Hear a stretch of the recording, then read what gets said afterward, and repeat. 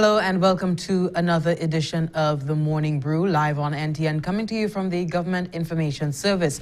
My name is Jessie Leonce, and today is Thursday, the 10th of September. If you're watching on air online, thank you so much for tuning in. Residents in St. Lucia, as well as our beloved St. Lucians living in the diaspora right now, a special good morning to you, as well as well-wishers globally who've been looking on as St. Lucia has been managing COVID-19 and being an exemplary figure in this whole COVID-19 response globally. This morning, right now actually, 9 o'clock, the St. Lucia Zooks are going at the Trinbago Night Riders, three-time winners, three-time champions, Trinbago Night Riders, going toe-to-toe with the underdog St. Lucia Zooks. We do wish the St. Lucia Zooks all the best this morning as they go for the CPL finals. And of course, our fingers are all crossed here at the NTN. When the program is done, we'll all be going upstairs to ensure that we watch the game minute by minute. We did get a case of COVID-19. St. Lucia records another case of COVID, number 27, patient number 27. I'll have the details to that in just a moment. And also today is Suicide Awareness Day. We will be having a special guest in studio who has had some personal experience with suicidal thoughts, thoughts and going through some issues in her life, and she will be speaking about how she's so far been able to overcome it. That is coming up in the newscast as well, in the program this morning as well. For the news in this 24-hour cycle, we have the adherence to protocol helps health officials detect a new case. That's coming up. As I said earlier, early childhood centers resume full operation pending COVID-19 approval. We'll be hearing from the Chief Education Officer, Dr. Meyer, and she will be speaking on just giving general updates leading with the provisional permissions that have been given to preschools and daycares island-wide. And employees of the St. Lucia Marketing Board gain valuable training in food safety. We have the details to these stories and more developments coming from the government of St. Lucia coming up right after this break. So do stay with us. It's a packed program. Fingers crossed for the Zooks. More after this break.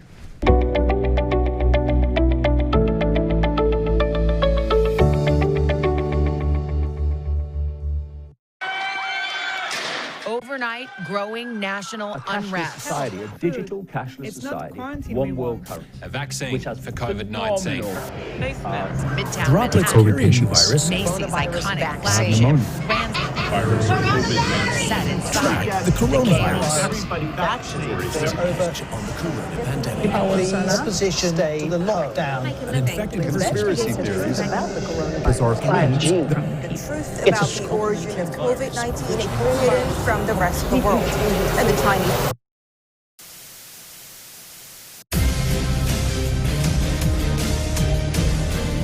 In this constantly changing environment, resulting in sensory overload, cut through the noise and tune in to the National Television Network, the official source of information, all facts.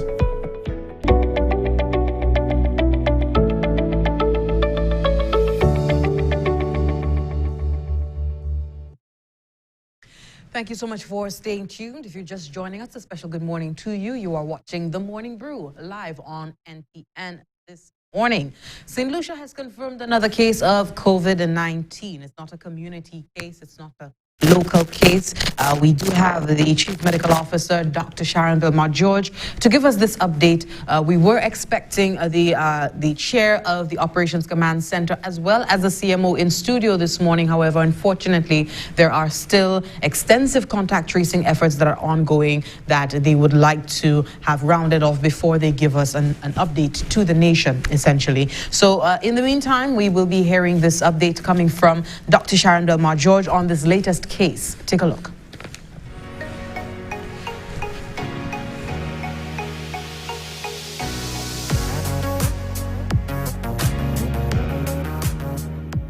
On Tuesday, September 8th, 2020, St. Lucia recorded a new case of COVID-19.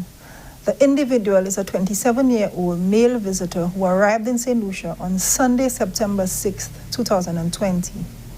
On arrival, he went through the necessary screening and proceeded to a COVID-19 approved accommodation. However, it should be noted that where health authorities have reason to require additional testing in country, this is undertaken, as obtained with this traveler. Within our national protocol for visitors and nationals, there is consideration for retesting. The Ministry of Health and Wellness has commenced contact tracing from last night, and this is continued into today to ensure that all contacts are identified and the required interventions will be undertaken to manage the risk of exposure. The Ministry of Health, we are working closely with the hotel's management to ensure that all of the measures are in place to minimize transmission to hotel workers and to guests. We'll provide further information on the progress of this case as our reports come in. As most sectors open and restrictions are reduced, the public is advised to take personal responsibility to protect themselves, their families, and the public in general from exposure to the COVID-19 virus. The public is also advised that protocols are still in place. These include the use of face masks in public and maintaining the recommended 6-foot physical distance guidelines.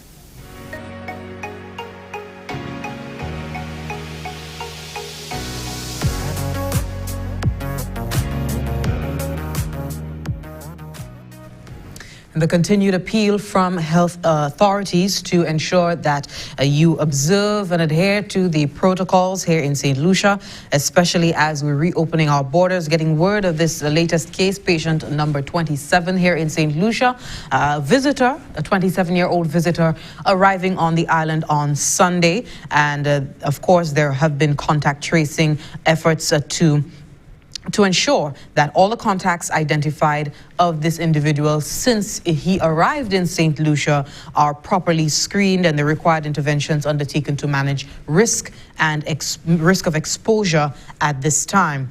And so we have this latest case. Of course, we do have very stringent measures by the authorities at the helm of the command center to ensure that these incidents are isolated as soon as possible. We have quarantine facilities. We do have very stringent measures at the ports of entry right now. So we trust that this individual, while a visitor, will be taken to the quarantine facility, nursed back to health, and be able to either return home or enjoy the rest of their stay, however long it is, here on island. We wish them all the best. We continue with the news this morning. Just a gentle reminder that today is Suicide Awareness Day, September 10th. We will be having a special guest in studio to speak about their own personal experience with suicidal thoughts and how they were able to overcome it. We also expecting someone from the Bureau of Health Education, of course, in the person of Naomi Grandison. She's a regular here every Thursday. Hopefully we have her in studio later on to speak to us in observance of today's observance of World Suicide Day. We continue with the news this morning. The Department of Education has permitted all early childhood centers, that's daycares, preschools, to resume their operations pending final approval from the COVID-19 response plans, their COVID-19 response plans by the Environmental Health Unit. We have a report on the latest update that we're hearing from the Chief Education Officer, Dr. Fiona Philip Meyer. She did speak on several matters, including the reopening of school, observing from a distance the situation of the schools, how they're adapting to this new normal, as well as the rehabilitation of some schools, the delayed reopening of schools as well. So take a listen. In acknowledging concerns over the early childhood centers in the COVID-19 environment, Chief Education Officer Dr. Fiona Philip Meyer has disclosed that all daycares and preschools with applications pending at the Environmental Health Department have been granted provisional permission to reopen. Well, I was pleased yesterday to have received an email where provisional approval had been given to many of our schools. Earlier about 2 weeks ago, we spoke about the process with environmental health coming in to inspect the schools, to inspect the early childhood centers, noting that the majority of our early childhood centers are private entities. And so even the physical structure, where they are, some of them are downstairs a particular home, all of them have structures, they may be in a larger building. So all of that have been taken into consideration. Dr. Philip Meyer assures that this provisional approval was granted based on the early childhood center plans to mitigate COVID-19 risk. They have actually sent in all of their plans. So all of the ones that have gotten approval, they've sent in their plans, and environmental health is constantly going out. We can appreciate at the number of centers that they have, but based on their plans and based on the structures presented, including the hand washing stations, the sanitizing, the ratio of adults to children, they have been given approval to reopen. A couple days into the new school term, Dr. Philip Myers says she has been giving school administrators the opportunity and space to fit into the new routine. I was purposeful in my interaction with educators yesterday and early today because I really wanted a sense of calm.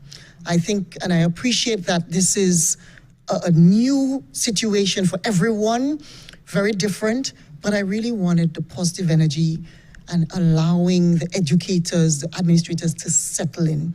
I've been in constant contact with the education officers, with some of our principals, and we are keenly aware of what's happening on the ground. I have visited schools, I have not gone in, I have watched them from a distance because I wanted to give them that space to be able to really settle. The reports are good. Much to her satisfaction, rehabilitation work at schools with delayed openings have progressed as scheduled. The Monrepo, Passias Combined, Dennery Primary and Larishes Combined Schools had delayed openings on Wednesday, September 9th, and the Entrepot Secondary, Moshi Combined and Leseton Combined Schools will reopen on Monday, September 14th. For the Government Information Service, I am Jessie Leonce reporting. That report there coming from the Chief Education Officer on the reopening of school as well as the provisional permissions that have been given to some of the daycare facilities and preschools on island that have not yet gained full clearance after observation and assessment by the Environmental Health Unit. But based on their plans that they have put to the unit, they have been given provisional permission. We know that as more persons are going back to work, a lot of families need a place to put their babies during the course of the day. We have an update from the Bureau of Standards and a company, an oil company, coconut oil company, and it's a recall statement. The St. Lucia Bureau of Standards, along with the manufacturer of Real Refined Coconut Oil and Magic Refined Coconut Oil, have advised of the withdrawal of certain batches of coconut oil which are non-compliant with the compulsory standard SLNS 25-2017 specification for coconut oil. This withdrawal affects all Real Refined Coconut Oil which carries the batch number codes BN037, BN039, and BN040, as well as all Magic Refined Coconut Oil, which carries the codes BN030, BN036, BN040, and any product which may have an illegible code. The customers are advised to not consume the affected products bearing these codes. The coconut factory, that is Prevost Foods, is cooperating fully with the Bureau of Standards in resolving all concerns associated to this matter. The company has instructed all outlets which carry the brand to remove the affected batch of oil from their shelves. Distribution of new batches of the oil has ceased until full inspection and certification by the Bureau of Standards. The company is working with the Bureau to determine the definitive cause of the problem, and once the Bureau's assessment process is complete, a full statement will be released to the public on the status of the company's coconut oil. So if you have a bottle of coconut oil in your cupboard and it's from this particular brand, do take a look and make sure that if it bears one of the codes BN030, BN036, BN040, that you can bring it into you can return it to the company, and they can try to find out and determine what was the cause of this batch being bad. And of course, before they even continue to manufacture a new bottles of these oils, that they can find out what was wrong in the first place. Continuing with the news this morning, employees of the St. Lucia Marketing Board have gained valuable training in food safety at the close of a hazard analysis critical control point program. We have the details to that activity in this report. The Ministry of Agriculture, Fisheries, Physical Planning, Natural Resources and Cooperatives hosted a closing ceremony for staff of the newly remodeled pack house at the marketing board who completed the Hazard Analysis Critical Control Points HACCP training. The training that was held for a duration of 6 weeks is an international standard for food safety which seeks to improve the production of agricultural produce in St. Lucia. The training forms part of a collaborative effort with the Taiwan Technical Mission and ICA and falls under the enhancement of the efficiency of production, distribution supply chains in the fruits and vegetables sector project with the overall aim of reducing the food import bill. Adeline Yudovic, project coordinator of the 7 Crops project, congratulated the staff on a job well done. I'm very pleased by the feedback I have been hearing so far through the time of the training. And it's very encouraging. And if you look around, you can see the many posters, which is testament to the different knowledge that's been imparted from our facilitator, Mr. Edmund. I encourage you to put everything you learn into practice and to keep on the same energy and the same enthusiasm that you got during the time of the training. And congratulations to all the graduates on a job very well done. Head of the Taiwan Technical Mission in St. Lucia, Mario Chen, expressed gratitude to the participants of the HACCP training. Chen noted that the initiative is geared towards ensuring that local crops are of the highest quality. We have to make sure that every very step, the food risk is very small, so that here is no risk from local crops from the marketing board. The person who will train will monitor this at very step. In addition to this training, the Taiwan Technical Mission has begun provide the marketing board with the packaging materials that have assist sale to increase. As we all know, this increase go back directly to the farmers as demand for their crops. This training is only the first step in becoming HACCP certified. Greg Rawlins, representative of the Inter-American Institute for Cooperation on Agriculture, ICA, in the Eastern Caribbean states, explained that ICA will continue to work with the marketing board to improve the standards and quality of produce. We are now seeking to see how we can build upon the very work that's already been done, and we will therefore be working with the St. Lucia Marketing Board. We've already had very constructive discussions with them, and we'll be preparing the standard operating procedures for the pack house so that not only would you have been exposed to training that allows you to understand the principles of food safety and handling produce and so on, but you will have standard operating procedures for the pack house that will guide and ensure that you adhere to the standards that have been established. The Hazard Analysis Critical Control Points HACCP training was held on Friday, September 4th, 2020. From the Government Information Service, I am Anicia Antoine reporting. Thanks for that report, Anicia. We are due for a break. When we come back, this government of St. Lucia, along with several partners and donor agencies, have launched the Enabling Gender Responsive Disaster Recovery, Climate and Environmental Resilience in the Caribbean project, more commonly referred to the Engender project. Stay tuned for that and more coming up after this break.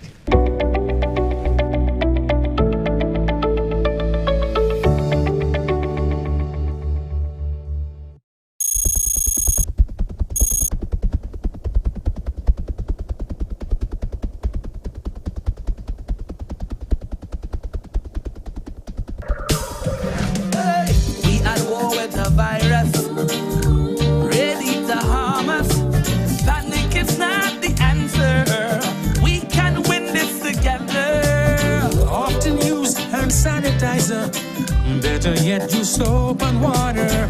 We must protect each other if we are to beat this corona. Together let us win this war. Be a soldier for St. Lucia. Together let us win this war. Be a soldier, together we can beat this corona. So you don't become the next case. Avoid touching torso, handshakes and hugging her up. No, no. Advice is you the please. Cover your mouth and your nose if you cough or sneeze. Practice social distancing and avoid large social gatherings. Together let us win this war. Be a soldier for St. Lucia. Together let us win this war. St. Lucia be a soldier. Together we can beat this corona. For further information, please contact the hotline at 311 or the Bureau of Health Education at 468-5349.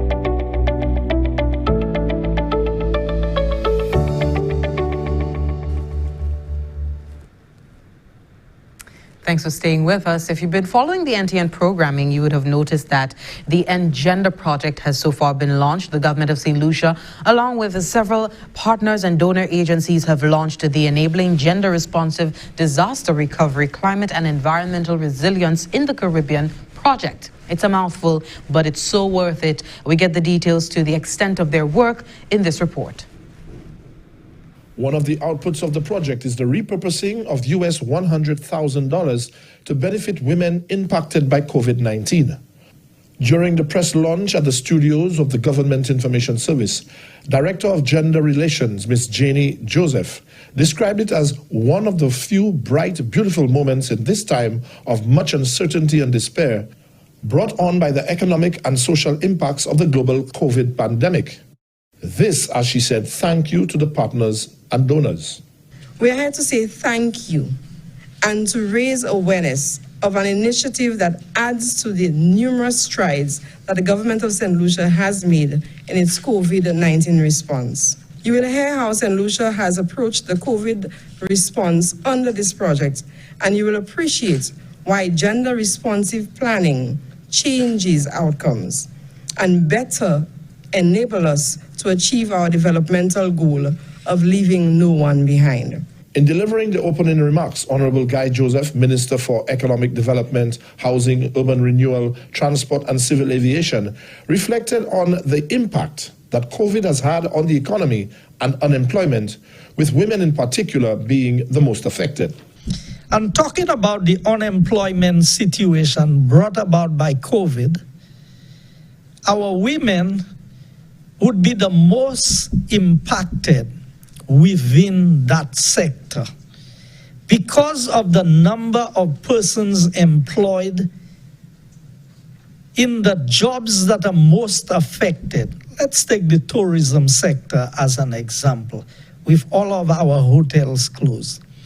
The number of parents, women, single mothers, whose only means of income was through the tourism industry. Those who have been vendors for all their lives, taking care of their family, all have been impacted. While St. Lucia is focused on a very strong program of construction activity to help mitigate against the full impact of unemployment, we see that the women of this country would be the ones most impacted because they are least involved in the construction sector. And that is why I believe that this program today is one that is very vital.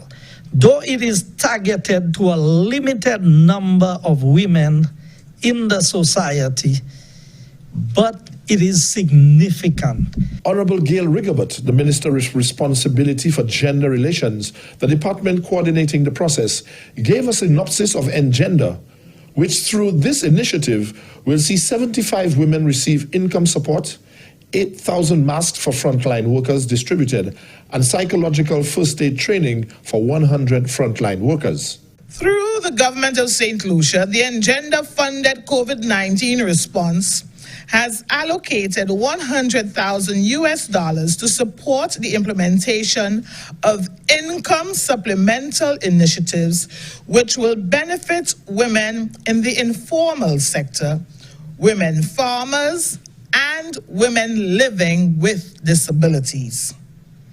Assistance will also be provided to activities that tackle gender-based violence, such as online training in psychological first aid for essential workers, and the procurement and distribution of personal protective equipment to frontline workers who provide aid to women.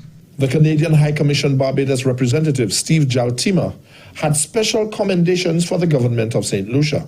I do want to say a special thanks and how grateful I am to see the enormous commitment of the government of St. Lucia in having 3 ministers present, as well as high-level officials, and civil society joining in person and online. That really shows the level of commitment and ownership over these activities, and of course the partnership with other donors and with the multilateral system and our great colleagues in the UN. The process for selection of persons who qualify for assistance was done through the Ministry of Equity, Social Justice, Local Government and Empowerment. Minister the Honorable Leonard Spider Montoute indicated that working with a national coordinating team allowed his department to identify eligible persons through agencies such as the Women's Support Shelter, the Family Court, the Welfare Service Unit, the National Council of and for Persons with Disabilities, and the network of rural women producers. The government of St. Lucia applauds the Canadian government for their understanding of the increased vulnerability of the small island developing states of the Caribbean, including St. Lucia, to bring practical, tangible benefits for the most vulnerable impacted by the COVID-19 pandemic. From the Government Information Service, Roger Varro Lawrence reporting. Thanks for that report, Roger Varro. And before we go to break and bring on our guest for the morning, just want to let you know the OECS Commission and USAID, through the Juvenile Justice Reform Project, JJRP, has implemented a capacity building intervention at the Boys Training Center in cinematography. Dove Productions Limited is the facilitator of the training program. The JJRP cinematography intervention will engage 12 boys at the training center in various techniques of videography. This is an important step towards the social inclusion of a vulnerable community by way of improving their resilience through skill development. The Juvenile Justice Reform Program has been implemented in the region for over a decade, starting in 2008 with Phase 1 and continuing on to Phase 2 in October 2018. In October 2016, my apologies, JJRP focuses on 3 components, that is diversion, rehabilitation, and reintegration of children in conflict with the law. The project is being implemented in the 6 OECS independent member states, and they are Antigua and Barbuda, St. Kitts and Nevis, Dominica, St. Lucia, St. Vincent, and the Grenadines and Grenada. And with that, we take another break. When we come back, we sit down with Ms. Samina Cepal, a registered nurse and someone who has been confronted with dealing with the prospect of suicide as we observe a Suicide Prevention Month. And today, September 10th, is Suicide Prevention Day. Stay with us.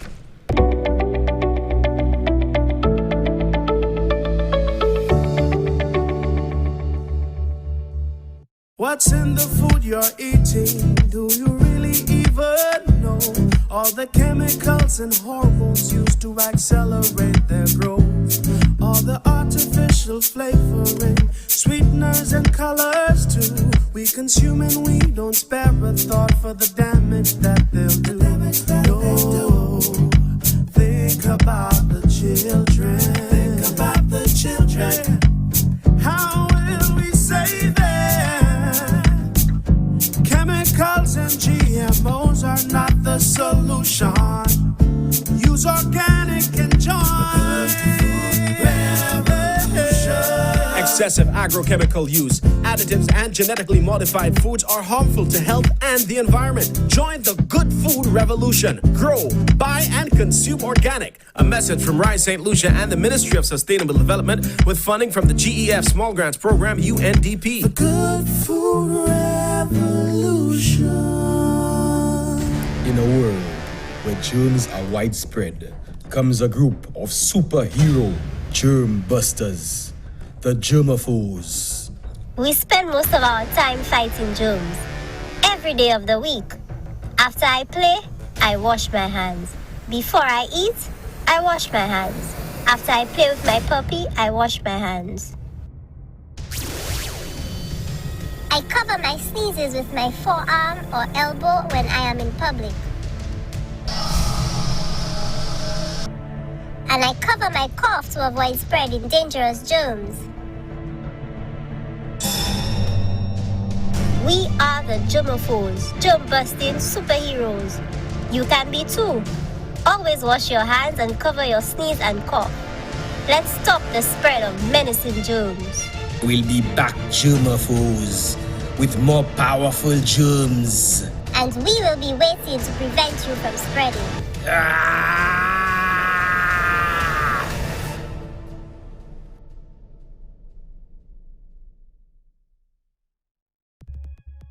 Our regional and international aviation gateways are open again. The government and health authorities in St. Lucia have implemented protocols to reduce the possible spread of COVID-19. But we all have a part to play in keeping St. Lucia COVID safe.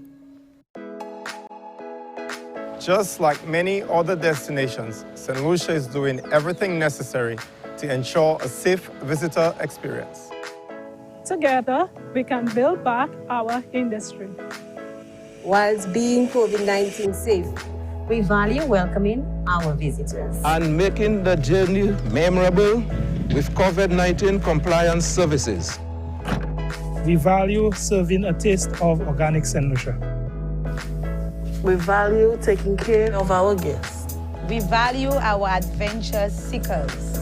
We value sharing the love from the sea. We value sharing our rooms. We value sharing our culture and authentic rhythms. We value learning about the tourism sector with hopes of a brighter future. We value the tourism economy.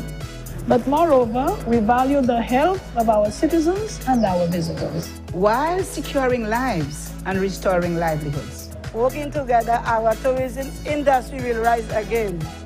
And while we keep you safe, and St. Lucia COVID-19 safe. Together, we shall overcome. St. Lucia, let her inspire you.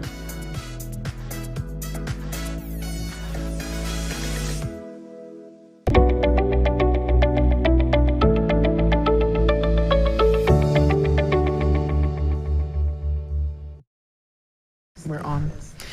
And we are back with the Morning Brew this morning. We thank you so much for watching. We've so far gotten through the newscast for the morning, bringing you the latest news coming from the government of St. Lucia for the last 24-hour news cycle.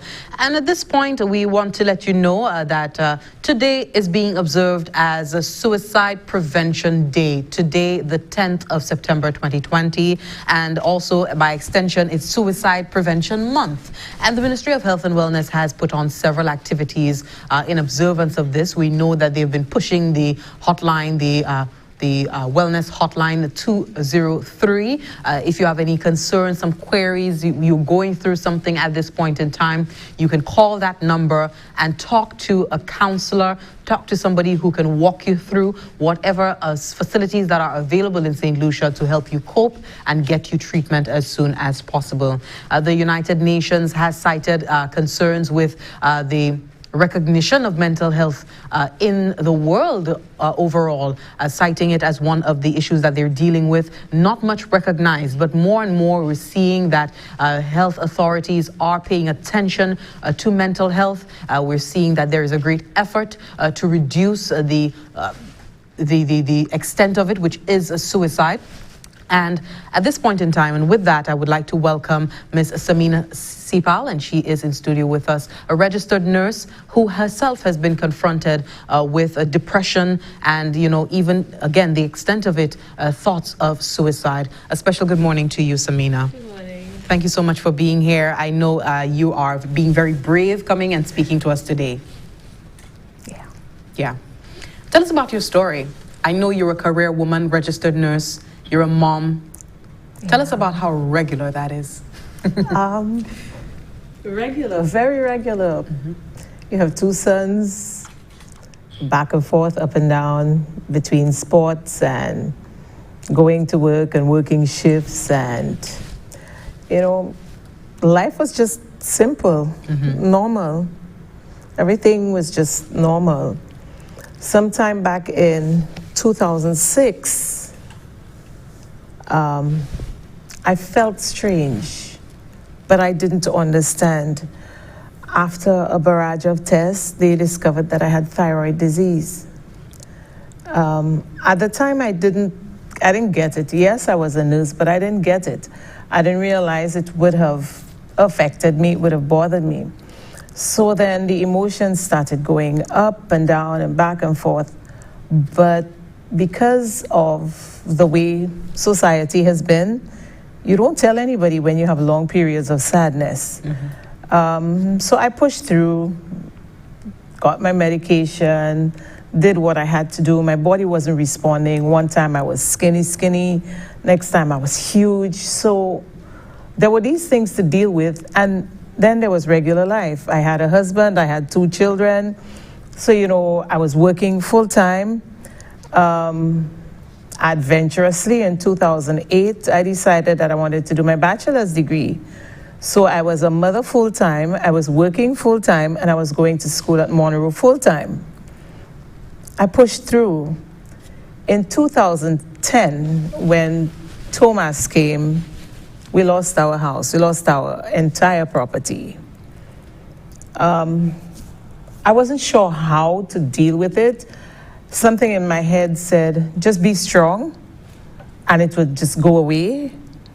But as time passes, you realize these little things, they are there. It doesn't just go away.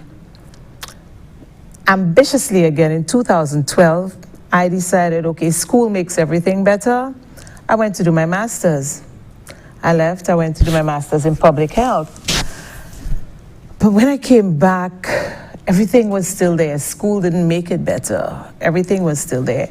And I remember I was working at the Ministry of Health at that time, and there were days I would feel bad. I could not understand, but I was always too scared to say, something doesn't feel right, because as long as anybody thinks you're crazy, that's it. You're written off. There's no hope for you in society. I mean, it's like there's just no rehabilitation. That was reintegration. No rehab, no reintegration, just nothing. You're just written off. That's just it. I remember one day telling my director, if you can't find me, I'm under the desk. That could not have been normal. But I was just feeling bad. I was just feeling bad. And it got to the point where I didn't want to get up. I wanted to stay in bed. I didn't want to bathe. I didn't want to eat. I didn't want to brush my teeth. But when I actually got up and went out, I seemed normal. You couldn't tell. You just couldn't tell. And that is the challenge with depression. If persons around you are not paying particular attention, they won't see. Somewhere about 2014, I resigned from the government service because I couldn't. And when I tried to reach out for help, it was like, okay, she's crazy. I wasn't crazy. I needed help. I needed medication, which I ended up taking. And, that's another one of the things. Persons think if you're depressed and you take medication, you'll just end up like a zombie on the road. Do I look like a zombie? No. So it was between 2014 and 2017, it was a struggle. I became numb. I became lost. I was afraid, ashamed to ask for help. I realized that probably resigning was not one of my best ideas, but at the time and the way I felt, it just worked out for me. I didn't have to answer to anybody. I just didn't have to be around people. But still, I did everything I had to do with my kids. We were out at cricket games, we were doing things, but in my own time, I wouldn't leave the house if I didn't have to. So in 2017, that was my lowest point. One day I got this idea, and don't ever even contemplate it. I drank Gramazone. Some of my friends caught me in time for some reason. They were looking for me, took me to the hospital, did all they had to do. Everybody had already given up. That was it. We were counting days. I got swollen. I was smelling bad. My mouth was like rotten. And after that, I didn't get it. Like, I knew all I wanted to do was just run away. So I disappeared for a while. But when January 2018 came, I said, listen, you're a wonderful woman, intelligent, you have a brain, you can work, there's so much you can do. Because everybody says that you're crazy and because everybody has written you off, it doesn't mean that you cannot make a difference. It doesn't mean that you can't shake off the dirt, kick it off, and come again.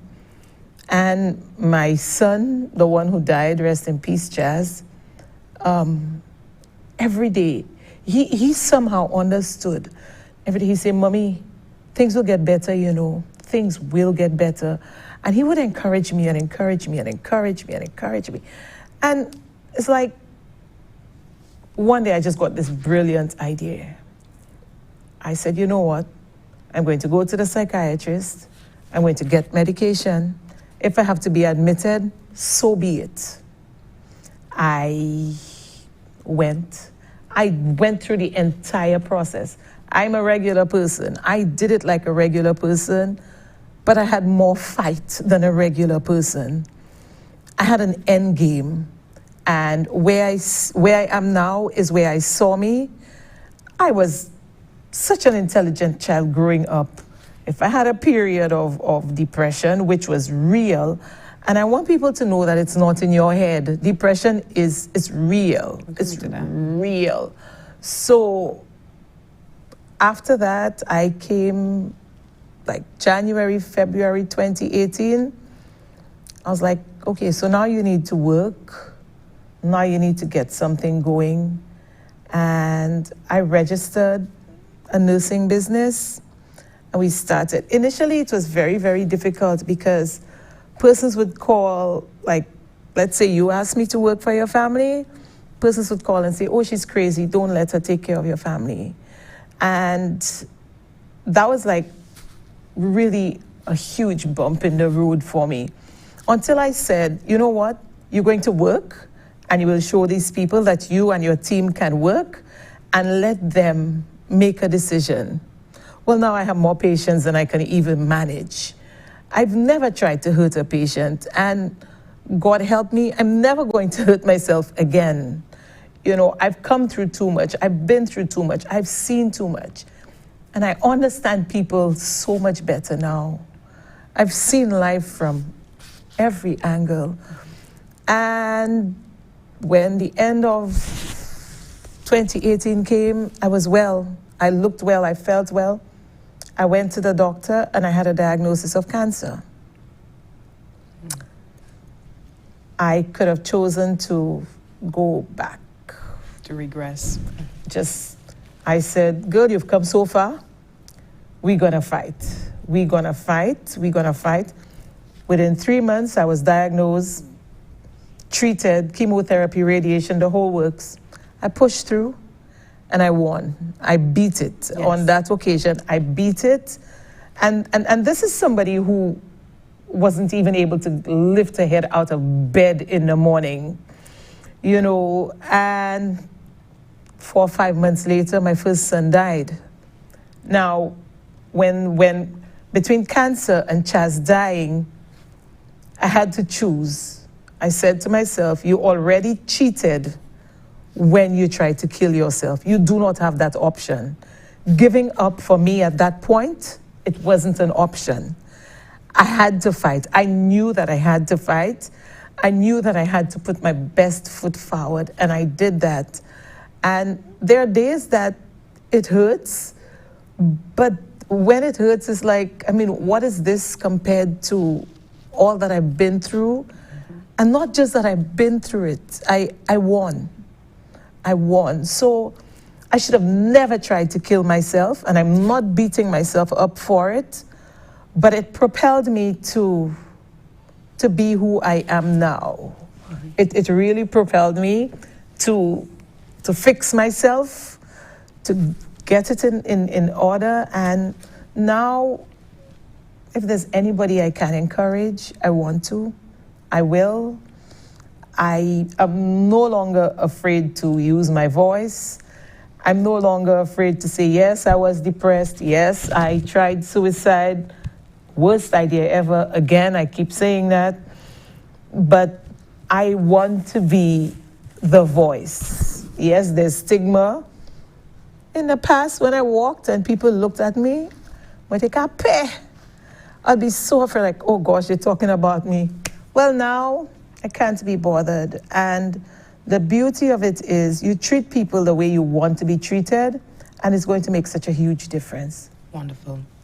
Such a touching story and a wonderful comeback story at the end, you know, for persons who are in the throes of depression and going through it right now, even a mild depression, you know, hearing your story of how you were able to overcome and even being confronted with, you know, a life-threatening illness after. And I mean, we all remember the passing of your son. It took the nation, you know, by shock, you know, of hearing Chaz's passing.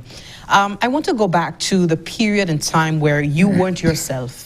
You were beginning to feel that you weren't yourself, and you were beginning to want to reach out to somebody. Tell me about your mental state at that time, because a lot of persons believe, okay, well, you know, you just brush that off, or you don't show your gratitude to God and the universe for what you have, perhaps. You know, what state of mind were you in, and how debilitating is it, you know, to the point where persons cannot understand what's going on in your head? And how did you feel when, you know, you got the reception that you did from persons? Because that's part of the whole suicide story. You know, persons sometimes don't take it seriously initially. You know, you're feeling depressed, you're feeling down. Speak about that moment.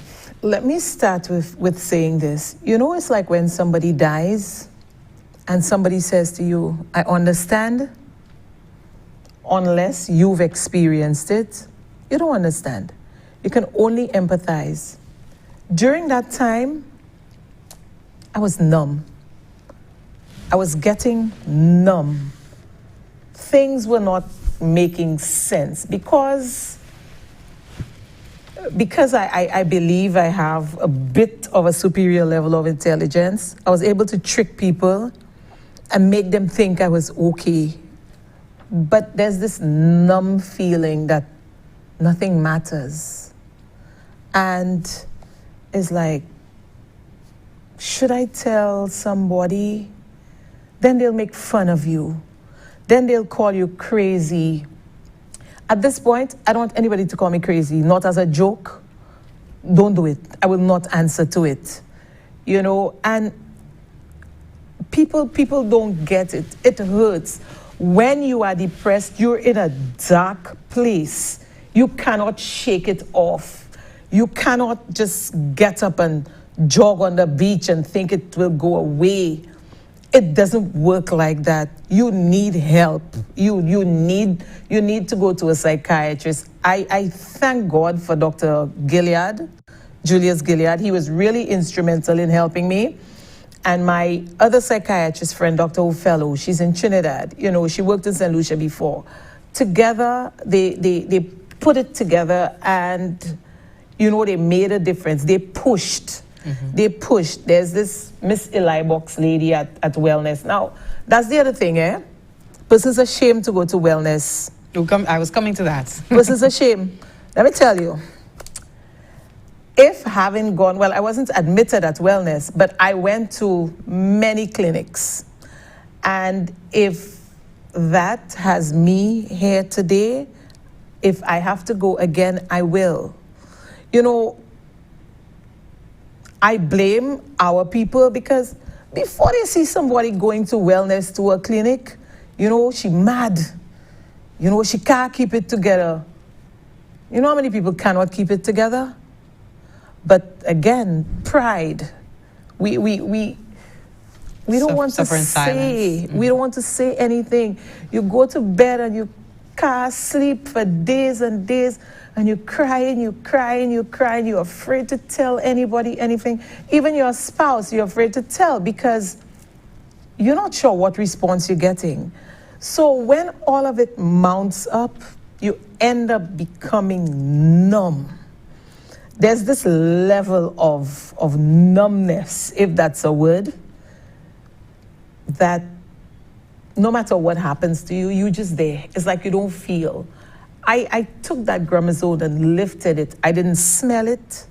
I didn't taste it. That's how numb I had become. And my thyroid condition was not helping. There were just so many things. At that point, I was unemployed. At that point, it was like, my God, you've been a nurse all this time and you can never work as a nurse again. You know, there were just so many things going through my mind.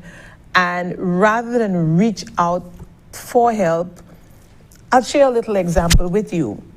I have a very good friend who's a lawyer. So I was sitting at that office and she said, Sammy, why can't you work again? I said, I don't know. She made a call to a department and they said, oh, Cepal, she can't work again, she's crazy. I was sitting right there and that broke me. At that point, it broke me. But that day I went home and I said, I'm going to prove to the entire world and to my 2 sons that mommy is going to be there. She's going to come back and she will be mommy. You know, and so it took a lot of something from my inside. It took a lot. It took a lot. You mentioned your family, your friends finding you after you had ingested the poisonous substance. Tell us about the importance of family and friends, because in the whole idea of, you know, suicide and depression, we know how important it is. I mean, sometimes persons, like you mentioned, you go numb after a while, and it's a real illness to the point where external forces sometimes don't have so much of an effect. But speak to the importance of, nonetheless, family and a good support system for going through this, and not in the sense to appeal to persons who are going through it, but also to appeal to family and friends being able to identify when their loved one is not in the best of health or out of sorts. The one thing that you should not say to somebody who says to you that they are depressed is shake it off. You cannot shake it off. In my experience, it was very easy to hide from my family. I didn't live with them. I mean, I got married and I left a while.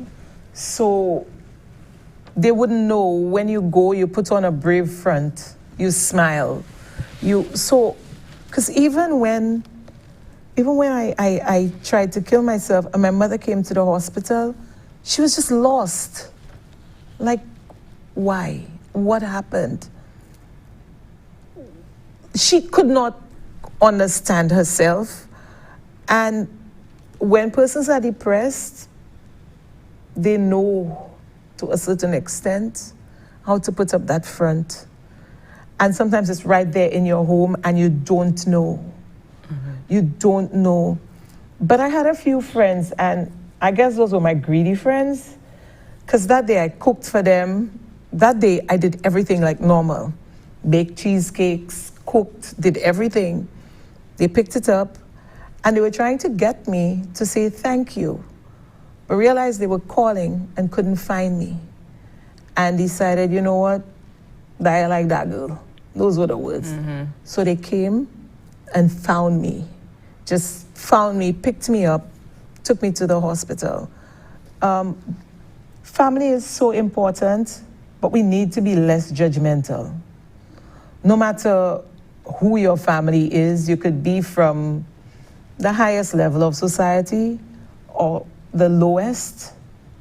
We're still human beings, and people need people. People need people. The one thing though is that, okay, so now that I'm speaking out, a whole lot of people will reach out to me, but I cannot be there for everybody. I cannot be, I could direct you. You have to decide, do I want to do this? Is this a direction I want to go in? Do I want to go to the psychiatrist? If you're going to go to a private psychiatrist, like now, for example, there are so many persons who are unemployed, who can't afford to go to a psychiatrist. Hey, pick up and go to wellness and get your medication. You won't be a robot. I'm certainly not a robot. I don't have to take medication again. I've not had to take medication for years now. God forbid that I would ever have to do it again. I will. I will. I'm just at that place in life now. Every day, I'm grateful. Whatever it is, big, small, I didn't work for a long period. I managed. When COVID hit, I worked. I worked every single day. You know, so we need, people need people, and people need to encourage people. And because, let's say, for example, we go back 10 years, because you heard that, you know, I was depressed or I did something, don't write me off. That's when I need you. Well, I'm coming to the stigma. It's something that, I mean, if we're being honest about it, you hear somebody perhaps has mental health issues, I think that the general perception would be an apprehension to give this person a chance, and not taking into consideration that there is a process for rehabilitation. You know, we had the director for the Turning Point Rehabilitation Center here just a few weeks ago, and he was speaking about the stigma that still exists with alcohol abuse, drug abuse here in St. Lucia, and persons' apprehension to perhaps go and get the treatment that they need, being seen in a facility of that sort. And I mean, I put it down to us being a very small society. You know, you see one, you see all, you know, and persons knowing families and the very close-knit society that we are, we run the risk of talk and all that kind of stuff. Can you speak to this stigma? I mean, you have mentioned your own experience dealing with it. What will it take? What will it take for us to move beyond writing off, in your words, persons who have mental health illness in St. Lucia? My opinion, it will take some Saminas. So, okay, a few disciples. It will take a few of us who will say, you know what, I'm going to go out and I'm going to talk. I'm going to share my story. I will be the voice. I will be successful. When I'm hurting, I will admit that I'm hurting. You know, I'm not an island, but nobody wants to just put themselves in the line of fire. I could only put myself in the line of fire now because, as far as I'm concerned, there's nothing that I've not experienced. So I can be the voice. So you're saying we have to talk about it. We have to put it out there. We have to. Yeah, we have to lay it on the table. Persons are afraid. When a particular person called me, she was like walking on pins and needles. But talk about it. It happened. You know, it happened. That's the reality of it. I'll come and I'll say, girl, you know, I had cancer and this is what I did. Well, ashamed. You know, I was depressed for, why? Suicidal. And, why? Why? You know, those aren't things that people bring on themselves. You know, I did nothing. My body just couldn't. I just got to the point where I couldn't. And if you don't have the fight, don't do this. people will shoot you down, you know, but they know that I have the fight. Because the me who came back post-cancer and post-divorce and post-Chaz and post, you know, it's a different person. I mean, my 40s are probably my best years. I've been through it all, and I take care of so many persons, you know, my patients. I meet families, I integrate. Persons need to know that depression is real. The other thing too that I want to probably say here is care needs to be more readily available. What do you make of the increased thrust of the Ministry of Health and Wellness based on the word from PAHO, the word from the World Health Organization on mental health? What do you make of this increased thrust, the 203 hotline for persons to call in and to speak to a counselor? There is definitely an obvious, you know, push to normalize getting help and making the accessibility of care more available. How long has this thrust been there? What difference does it make? We need a new approach. I can't tell you what the new approach is, but we need a new approach. There are 10 of us on us. The very first time I knew that I was in trouble, like really in trouble, that I didn't want to die, but I didn't want to live. I didn't know what to do. I just happened to know people who knew people, so I called a psychiatrist, and he gave me a number, and I called a therapist. And I remember we spoke for about 3 hours, and I cried and cried and cried and cried and cried and cried and cried. What sort of availability do we have for persons? Persons are hurting so terribly now. Persons have no money, persons have no job, and I mean, coronavirus has not made it any easier. Persons need people that they can count on. And you could put me out, this is Government Information Service, you could put me out for this. But when I was hurting the most, nobody reached out to me. Nobody from that sector reached out to me and said, how can we help? And I mean, I was bigger than it, so I fought. But the ordinary person, how? How? If 10 of us are calling 203 on a Sunday afternoon because, does it work? So, I don't know. We need to do something. Too many people are dying that way. And what can persons do to cope in on their own at home? What coping mechanisms can you suggest? Persons need to start talking. Persons need to start talking. It can't be a secret. It can't be a secret. If you're hurting, you're hurting. You need to say that you are hurting. As difficult as it is, there's always one person who's willing to listen. Always. Speak out. Always. Speak out. There are groups.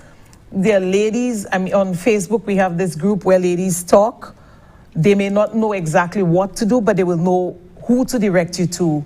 There is always somebody. I have an open Facebook page. I may not be able to tell you, like, do this, do that, but I could direct you. I could hold your hand and walk to wellness with you and sit there and make it happen. But this is real. Suicide is real. Depression is real. But suicide is not the answer. It can never be the answer. Wonderful. Samina Cepal, thank you so much. We've run out of time. It has been wonderful speaking to you this morning, just hearing your story and the fact that you've overcome everybody loves a good comeback story. You were able to, triumph over cancer, triumph over your depression, your suicidal situation, and we really want to say kudos to you from NTN.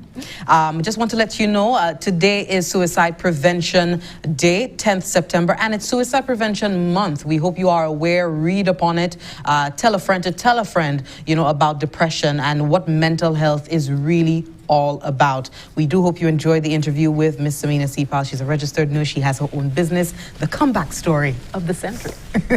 We'd like to thank you so much for watching. This evening for the NTN Nightly, we will be hearing from the Ministry of Health and Wellness, the Bureau of Health Education, on the work that is ongoing to help persons right now who are confronted with mental health issues here on Ireland. So tune in this evening at 7 p.m. for that word from the Ministry of Health and Wellness. I'd like to thank you so much for watching the Morning Brew. My name is Jessie Leon, signing off for now. Goodbye. Thank you so much, Samina. You made me talk. I really enjoyed it. I really enjoyed this morning.